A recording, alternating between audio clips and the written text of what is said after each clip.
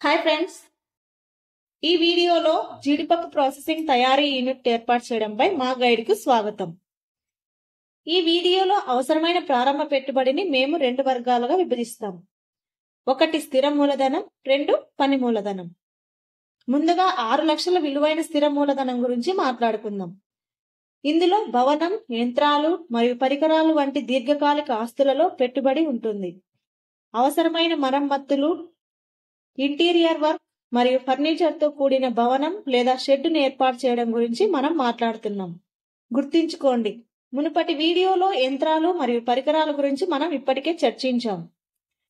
స్థిర మూలధనంలో బీమా, లైసెన్సులు మరియు అనుమతులు వంటి ఖర్చులు కూడా ఉన్నాయి.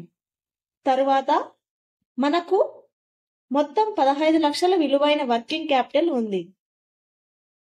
ఇది మీ రోజువారీ కార్యకలాపాలకు చాలా అవసరం. ఇది చేతిలో ఉన్న నగదును, దాదాపు 12 నెలల ఇన్వెంటరీని కవర్ చేస్తుంది. అన్ని కొనుగోళ్లు నగదు రూపంలో జరిగాయని మేము భావిస్తున్నాం. మీరు లాభదాయకతను చేరుకునే వరకు వర్కింగ్ క్యాపిటల్ యొక్క ఈ గణన ప్రారంభ నగదు నష్టానికి కూడా కారణం అవుతుంది.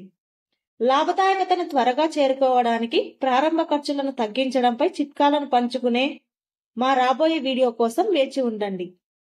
కాబట్టి మీ జీడిపప్పు ప్రాసెసింగ్ తయారీ యూనిట్ కోసం మొత్తం మూలధన పెట్టుబడి 21 లక్షల రూపాయలు.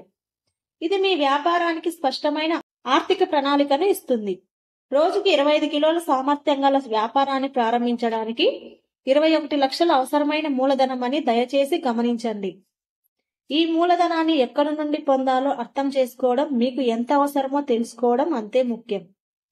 స్థిర మూలధనం మరియు పని మూలధనం వేర్వేరు పాత్రలను కలిగి ఉంటాయి, కాబట్టి వాటి మూలాలు విభిన్నంగా ఉండాలి. స్థిర మూలధనం మీ వ్యాపారంలో చాలా కాలం పాటు ఉండే ఆస్తులలో పెట్టుబడి పెట్టబడుతుంది. ప్లాంట్ మరియు యంత్రాలు వంటివి ఇది త్వరగా నగదుగా మారదు, కాబట్టి దీనిని ఫిక్స్డ్ అని పిలుస్తారు. స్థిర మూలధనాన్ని సేకరించడానికి తక్షణ తిరిగి చెల్లింపు అవసరం లేని దీర్ఘకాలిక సహన వనరులను పరిగణించండి. వ్యక్తిగత పొదుపులు, స్నేహితులు మరియు కుటుంబ సభ్యుల నుండి సహాయం, భాగస్వామ్యాలు లేదా లాభాలను తిరుగు పెట్టుబడి పెట్టడం వంటివి. మరోవైపు వర్కింగ్ క్యాపిటల్ మీ రోజువారీ వ్యాపార కార్యకలాపాలకు జీవనాధారం. ముడి పదార్థాలను కొనుగోలు చేయడానికి మరియు కార్యాచరణ ఖర్చులు కవర్ చేయడానికి మీరు ఉపయోగించేది ఇదే. ఇది మీ అమ్మకాల చక్రంతో కదులుతూ ఉంటుంది, కాబట్టి దీనిని వర్కింగ్ క్యాపిటల్ అని పిలుస్తారు. ఇది 1 వారం నుండి 3 నెలల వరకు ఉంటుంది.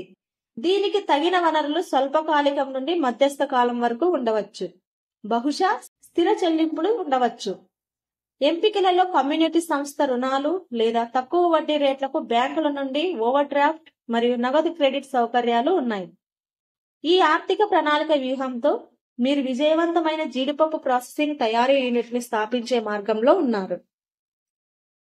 ఈ వీడియో చూసినందుకు ధన్యవాదములు. ఇలాంటి మరిన్ని వీడియోల కోసం వ్యాపార్ కోచ్ ఛానల్ ను సబ్స్క్రైబ్ చేసుకోండి. All the best.